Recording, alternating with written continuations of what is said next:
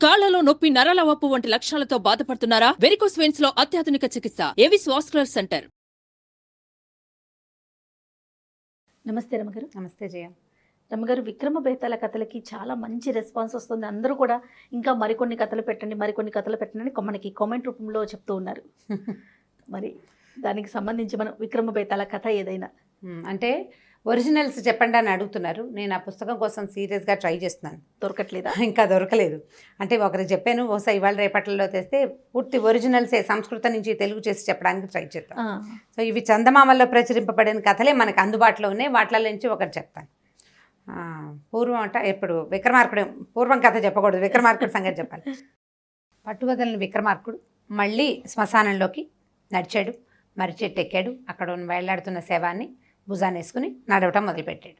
ఈ నడుస్తుంటే భేతాళుడు అన్నాడు, నీకెంత పట్టుదల, నువ్వు చాలా అంటే ఏం చేసినా సరే నువ్వు మళ్ళీ వెనక్కి వచ్చి తీసుకెళ్తున్నావు. సరే నీకు మార్గాయాసం తెలియకుండా ఒక కథ చెప్తాను అని చెప్పాడు. ఈ కథ ఏం చెప్పాడంటే, పూర్వమట కోసల రాజుగారికి పుష్పకేతువు అనే ఒక కొడుకున్నాడట. ఓకే. అయితే ఈ రాజుగారు ఏం చేశారు, ఈ అబ్బాయికి బాగా చదువు అది చెప్పించి రాజ్యాన్ని అప్పచెప్దాం అనుకున్నారు. వాడు చక్కగా చదువుకున్నాడు, కానీ వాడికి వింతలు విడ్డూరాలు వాటి మీద కొంచెం ఆసక్తి ఎక్కువట అబ్బాయికి. ఓకే. సరే ఈ అబ్బాయి ఏం చేసేవాడు, అక్కడికి వెళ్ళి ఇక్కడికి వెళ్ళి అవి చూసి ఇవి చూసి కొంచెం అల్లరిగా అనడానికి వీల్లేదు, కానీ కాస్త సాహసోపేతంగా చేస్తూ ఉండేవాడు. అయితే రాజుగారు అన్నారు, ఏమనుకున్నారంటే అబ్బాయికి పెళ్లి చేస్తే వీడికి ఈ సాహసాలు ఈ హడావిడి కొంచెం తగ్గిపోతుంది, వివాహం చేయాలని నిశ్చయించుకున్నారు. నిశ్చయించుకుంటే సరే వివాహాలు వాటి మీద మాట్లాడుకున్నారు. రకరకాల పెళ్లి సంబంధాలు వచ్చినాయి. అబ్బాయి ఏం పెద్దగా ఇష్టపడలేదు. అయితే ఈ రాజపురోహితుడు అంటే బాగా ఆసక్తి అట రాజుగారు అబ్బాయికి. పురోహితుడిని సలహా అడిగాడు, ఏం చెయ్యాలి, నేను మంచి రాజకుమారిని పెళ్లి చేసుకోవాలి, వీళ్ళు తెచ్చే సంబంధాలన్నీ అమ్మాయిలు ఏమిటో ముసుగులు వేసుకుని బొమ్మల్లాగా ఉన్నారు, అలా కాకుండా ధైర్యశాలుడైన అమ్మాయిని పెళ్లి చేసుకుంటే రేపొద్దున మన భావి జీవితం బాగుంటుంది అని అనిపిస్తుంది. నీ ఉద్దేశం ఏంటంటే, ఈయన ఏం చెప్పాడంటే, ప్రభు ఇక్కడి నుంచి చాలా దూరంగా ఉన్న పాంచాల దేశపు రాజకుమార్తె చాలా పేరెనిక కన్నది, చాలా అందగత్తె అని చెప్పుకుంటారు, మీరు ఆ అమ్మాయిని చేసుకుంటే బాగుంటుందండి, మనం కబురు చేద్దామని చెప్పాడు. చెప్పేసరికి అలా ఈతనేమన్నాడు, కబురు చేసి పెళ్లి చేసుకుంటే నాకు సహజంగా ఉంటుంది, అలా కాదు మనమే వెళ్ళిపోయి ఏదో విధంగా అమ్మాయిని లైన్లో పెట్టి పెళ్లి చేసుకోవాలని అబ్బాయి ఉద్దేశం. అంటే కొంచెం విపరీతమైన ఆలోచనలు ఉన్నాయి. అక్కడి నుంచి తండ్రికి చెప్పాడు కానీ ఏం చేశాడు, ఎవరిని తీసుకెళ్ళకుండా ఓ కత్తి పుచ్చుకుని ఓ గుర్రం ఎక్కి తన దారిని తాను పాంచాల రాజ్యానికి వెళ్ళిపోయాడు. వెళ్ళిపోయి ఊరంతా చూశాడు. ఊరంతా కొంచెం హడావిడిగా కోలాహలంగా బాగానే ఉంది. ఆ ఊళ్ళో ఒక పేదరాజు పెద్దమ్మ ఇంటికి చేరాడు. ఇంటికి చేరితే ఆవిడని ఆ పూట ఉన్నాడు. అన్నం తిన్నాక పేదరాజు పెద్దమ్మని అడిగాడు, బాబా ఈ ఊరు రాజకుమార్తె చాలా అందగత్తె కదట, అందగత్తె అని చెప్తున్నారు, పెళ్లి చేసుకుంటే ఎలా ఉంటుంది అన్నాడు. అనేసరికల్లా ఆవిడంది, ఎందుకు చేసుకోకూడదు నాయనా, మహత్తరంగా చేసుకోవచ్చు, నీలాంటి వాళ్ళే బోల్డ్ మంది వచ్చారు చేసుకుంటామని, అందరూ చచ్చారు, వచ్చిన వాళ్ళంతా వాళ్ళ తలలన్నీ కోటగోడలకు కట్టారు, మరి వాళ్ళ శరీరాలు ఏం చేశారో తెలీదు అని చెప్పేసరికల్లా ఆశ్చర్యపోయాడు. అదేమిటి, పెళ్ళికి వచ్చిన వాళ్ళని చంపేస్తారా, ఇదేం రాజ్యం, ఇదేం పద్ధతి అన్నాడు. అది కాదు నాయన, ఇక్కడ ఒక విచిత్రం ఉంది. ఇది వరకటి కాలంలో అంటే ఈ మా రాజుగారి అమ్మాయి 2 ఏళ్ల పిల్లగా ఉన్నప్పుడు ఎవరితో ఒక రాక్షసి పిల్లని ఎత్తుకుపోయిందని చెప్పుకున్నారు. 3 రోజుల తర్వాత ఆ పిల్ల ఎక్కడి నుంచి వచ్చిందో తెలీదు, ఇంటికి వచ్చేసింది. అబ్బాయి అంతఃపురంలోనే ఉందని చెప్పారు.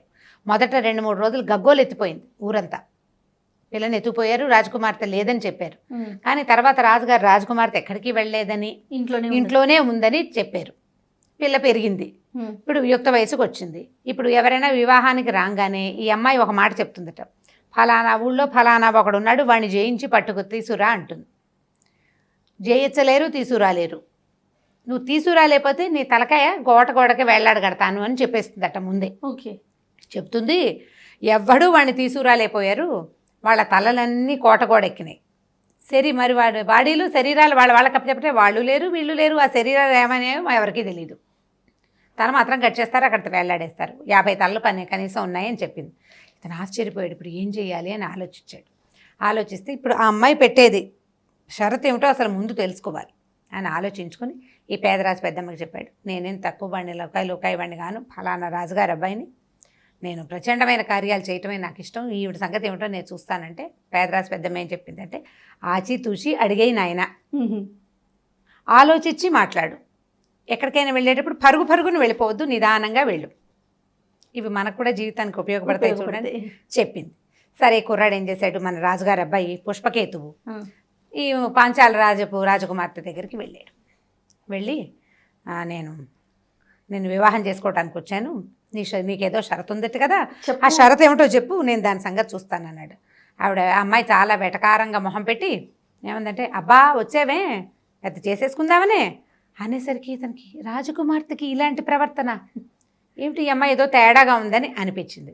సరే అక్కడి నుంచి అమ్మాయి ఏమంది, పెళ్లి చేసుకోవడం అంత సులువేం కాదు, నన్ను ఇక్కడి నుంచి బాగా వెళ్ళాలి, ఓ 50 కిలోమీటర్లు అంటే 50 మైళ్ళు వెళ్తే ఒక పల్లెటూరు కనపడుతుంది రంగాపురం అని, అక్కడ కలియుగ భీముడు అని ఒకడు ఉంటాడు, ఆ కలియుగ భీముడితో ఫైట్ చేసి వాడు మెడ నరికి తీసుకురా, అప్పుడు నేను వివాహం తీసుకురాగలిగితే నేను నిన్ను పెళ్లి చేసుకుంటాను అంది. కుర్రాడు నవ్వాడు. రాజుగారి అబ్బాయికి అంటే తెలివైన వాడు కదా, ఒకవేళ నేను ఓడించలేకపోయాను అనుకో, నా దారి నేను పోతాను, మీ ఇంటికి ఎందుకు వస్తాను, నేను తీసుకురాలేకపోయాను అని నీ దగ్గరికి రాను కదా అన్నాడు.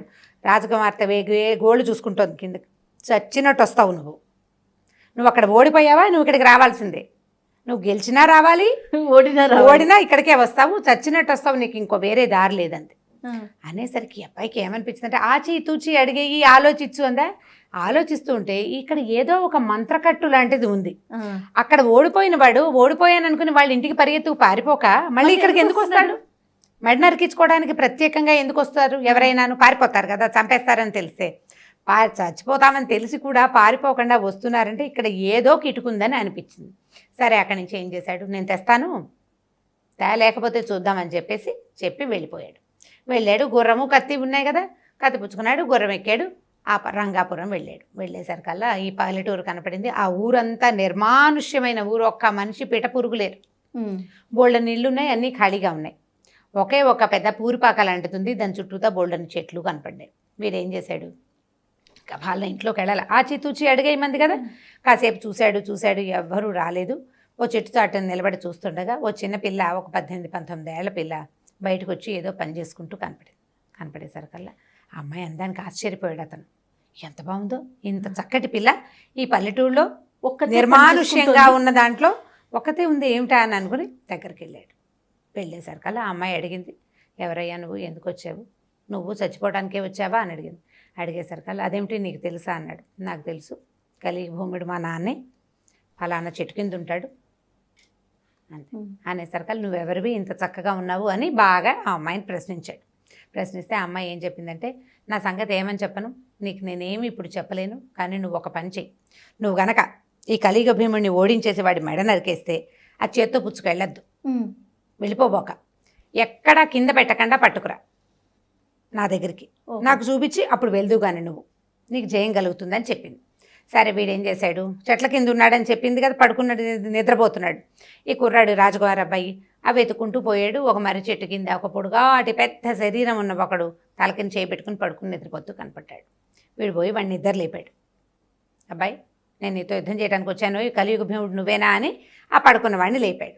ఆ లేచిన వాడు ఏం చేసావులే, ఏం యుద్ధం చేస్తావన్నట్టుగానే ఉన్నాడు వాడు.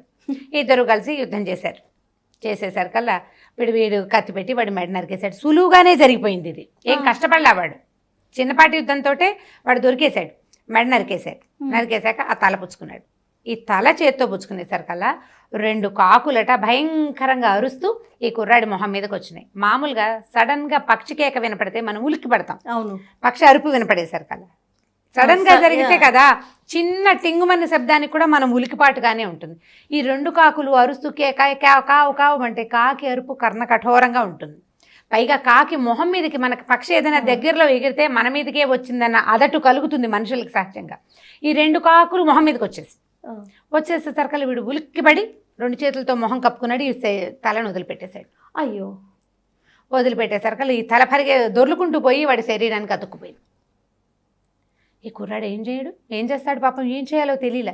వీడు మళ్ళీ ఆ ఇంటికి వెళ్ళి ఆ అమ్మాయికి చెప్పాడు, ఇట్లా 2 కాకులు వచ్చినాయి, నేను భయపడ్డాను అనేసరికల్లా, కాకులను చూసి భయపడ్డావా నువ్వు అని అమ్మాయి నవ్వింది. ఈసారి జాగ్రత్త పడు, అది కింద తగిలిందా, కింద పడిందా వెళ్ళిపోతుంది, నీ వల్ల కాదు, కాబట్టి జాగ్రత్తగా ఉండంటే ఈసారి ఏం చేశాడు, చాలా కేర్ఫుల్గా ఫైట్ చేసి ఆ తలను మళ్ళీ పట్టుకున్నాడు. ఈ తలను పట్టుకుని ఏం చేశాడు, ఒక గుడ్డలో చుట్టేసి భుజాన్ని వేసుకుని అమ్మాయికి తీసుకొచ్చి చూపించాడు. ఆ అమ్మాయి ఆ తలను చూసి ఏం చెప్పిందంటే, నువ్వు ఈ రాజకుమార్తె దగ్గరికి వెళ్తావు కదా, ఆ అమ్మాయి సరే ఒప్పుకుంటుంది, వీడు కలియుగ భీముడు అవునో కాదో దాన్ని గుర్తించమను, వాడు కలియుగ భీముడేనని గుర్తుపట్టింది అనుకో, తల నాకు ఇచ్చేయి అని అడుగుతుంది. తలని మాత్రం దానికి ఇవ్వద్దు, ముక్క ముక్క చేసేసి దాన్ని నిప్పుల్లో పడేసేసి, అంటే దహనం చేసేయాలి ఆ తలని, తలని మాత్రం అమ్మాయికి ఇవ్వబోక అని చెప్పింది. చెప్పేసరికల్లా ఈ అబ్బాయి అన్నాడు, నువ్వెవరు, ఎందుకు ఇక్కడ ఉన్నావంటే నేను నీకేమీ చెప్పలేను, నీకే తెలుస్తుంది అని చెప్పి పంపించేసింది. అయితే కుర్రాడు ఏమన్నాడంటే, నేను మళ్ళీ తిరిగి వస్తా, నువ్వు ఇక్కడే ఉండు, ఎక్కడికి వెళ్ళబాకు, మీ నాన్న చచ్చిపోయాడని బెంగపెట్టుకోవద్దు, నేను వస్తాను నీకోసం అని చెప్పేసి వెళ్ళిపోయాడు. వెళ్ళి ఏం చేశాడు, సరే ఇతను వెళ్ళేసరికి దాదాపుగా చీకటి పడుతోంది. చీకటి పడుతుంటే వీడు ఏం చేశాడు, ఊళ్ళోకి వెళ్ళి ఈ రాజుగారి కోట దగ్గరికి వెళ్ళాడు, పిలిచాడు సైనికుల్ని, ఈ కలియుగ భీముడిని చంపేశాను, వాడి తల నా చేతి సంచిలో ఉంది, రాణిగారిని రాజుగారి అమ్మాయిని పిలవమన్నాడు, రాణి అని కూడా యువరాణిని పిలవమన్నాడు. యువరాణి రాజుగారు అందరూ వచ్చారు. వచ్చేసరికల్లా ఇతను ఏం చేశాడు, చేతిలోంచి ఈ తలని తీసాడు, సంచిలోంచి తీసాడు, చేత్తో పట్టుకుని చూపించాడు. కలియుగ భీముడు అవునా కాదా గుర్తుపట్టమన్నాడు. ఆ అమ్మాయి అవును వీడు కలియుగ భీముడే అని నాకు ఇచ్చేయని 2 చేతులు చాపిందట. ఇట్లా చాపేసరికల్లా వీడు నేను ఇవ్వను అన్నాడు. నేను ఇవ్వను, అది లేదు కదా మన షరతులో, నువ్వు తల నరికి తెమ్మన్నావు, అంతేగాని నాకు ఇవ్వు అని చెప్పేవా, నువ్వు చెప్పలేదు, నువ్వు షరతు లేదు కదా, నువ్వు షరతు లేదు కాబట్టి నేను నీకు ఇవ్వనని ఏం చేశాడంటే తన దగ్గర ఉన్న కత్తితోటి ఒక ముక్క నరికేసి, ఇప్పుడు చీకటి పడిపోయింది కదా, మామూలుగా ఈ ఆస్థానాల్లోనూ ఈ ఓపెన్ ప్లేసుల్లో నెగ్గళ్ళు అవి వెలిగిస్తారు, అక్కడ ఉన్న మంట మీదకి విసిరేయటం మొదలుపెట్టాడు. ఆ అమ్మాయి గీమని గట్టిగా అరిచి, దుర్మార్గుడా ఏమిట్రా మా నాన్నని చంపేస్తున్నావు అని చెప్పేసి మీద పడిపోయింది. ఈ అమ్మాయి వాడి మీద పడి ఆ తలని లాక్కోపోయిన ఇతను ఆ అమ్మాయికి ఆ తలని ఇవ్వకుండా ఆ అమ్మాయిని కత్తిపెట్టి పక్కకు తోసేసి ఈ తలని పూర్తిగా మంటల్లో వేసి కాల్చేశాడు. అక్కడి నుంచి ఆ పిల్ల స్పృహ తప్పి పడిపోయింది. వీడు రాజస్థానంలో అందరు ఆహాహా శబాష్ కలియుగ భీముడిని తలనరికి తెచ్చి రాజకుమార్తెను పెళ్లి చేసుకోవడానికి వచ్చాడు, ఈయనకి మంగళవాద్యాలు అవన్నీ మంగళ స్నానాలు రెడీ చేయండి అని సభ అంతా ఉత్సాహపడింది. పెళ్లి కొడుకు దొరికేశాడు కదా, అమ్మాయి భయంతో మూర్చిపోయింది అనుకున్నారు. సరే ఆ కుర్రాడు మీ అమ్మాయి అక్కర్లేదు, మీ పెళ్ళి అక్కర్లేదు నాకని చెప్పేసి బయటకు వచ్చేసాడు. వచ్చేసి ఈ పల్లెటూరు రంగాపురం వైపుకు వెళ్ళి ఆ అమ్మాయి కనపడి ఆ పిల్లని తీసుకుని గుర్రం ఎక్కించుకుని ఇంటికి తీసుకెళ్ళిపోయాడు, చక్కగా పెళ్లి చేసేసుకున్నాడు. ఈ కథ చెప్పాడు భయతాళుడు. ఇప్పుడు విక్రమార్కుడిని అడిగాడు, ఇక్కడ ఏం జరిగింది, ఇప్పుడు తల నరికి తెచ్చాడు, తలని కాల్చేశాడు, రాజకుమార్తె ఎదురుగుండానే ఉంది, వీళ్ళంతా పెళ్లి చేయడానికి రెడీగా ఉన్నారు, ఈ అమ్మాయిని కాదని పల్లెటూరులో కనపడిన అమ్మాయిని ఎందుకు పెళ్లి చేసుకోవాలనుకున్నాడు, ఆ అమ్మాయి సౌందర్యవతిగా ఉండటం వల్లనా ఎందుకు అని అడిగితే విక్రమార్కుడు ఏం చెప్పాడంటే, ఆయన సమాధానం తెలిసి చెప్పకపోతే తల 1000 వక్కలవుతుంది. సమాధానం తెలిసిపోయింది విక్రమార్కుడు, ఇందులో ఉన్న కీలకం ఏమిటో తెలిసింది.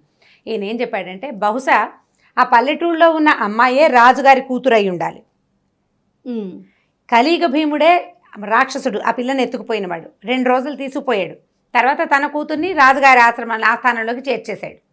ఈ అమ్మాయి ఏం చేస్తోంది, వచ్చిన కుర్రాళ్ళందరికీ తలలు నరికేసి శరీరాన్ని అది భక్షిస్తోంది.